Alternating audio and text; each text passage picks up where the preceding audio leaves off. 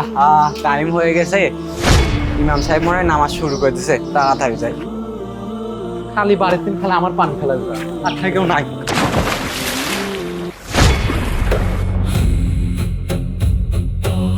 আরে ভাই, এটা কি করলেন আপনি? এমনিতে ভাই নামাজে আমি দেরি করে ফেলছি, তারপর আপনি ভিজাই দিলেন। এখন আবার ড্রেস পাওয়া লাগবে আমার।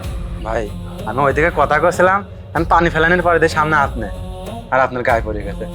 আচ্ছা ঠিক আছে ভাই, আবার যাইতে হবে, এত দেরি করে ফেলছি। না বাবা, আমি আর ওই রাস্তাতে যাবো না, ওই রাস্তাতে গেলেই সমস্যা হয়। এমনি নামাজের সময় শেষ, ইমাম সাহেব জামাত শুরু করে দিয়েছে।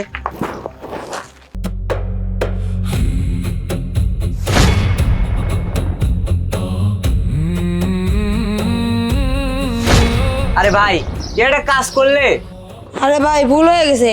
সবাই এরকম ভুল করতেছে। এমনিতে নামাজের সময় পাচ্ছি না, নামাজে লেট হয়ে যাচ্ছে, তারপর তুমি এই ময়লাগুলো আমার মাথার উপর ফেললে।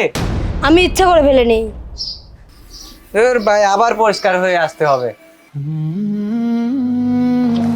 আরে এখন তো বৃষ্টি হচ্ছে, আমি কিভাবে মসজিদে যাই?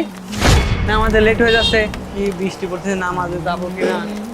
ভাই বৃষ্টির মধ্যে দাঁড়ায় আছেন কেন? কোথাও যাবেন? আমি নামাজে যাব, বৃষ্টি পড়তেছে, আমাকে মসজিদ পর্যন্ত আগাই দেন। আচ্ছা আসেন। ঠিক আছে ভাই।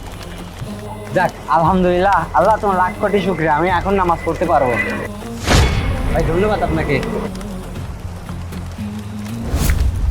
ভাই মসজিদে চলে আসি, চলেন নামাজ পড়ি।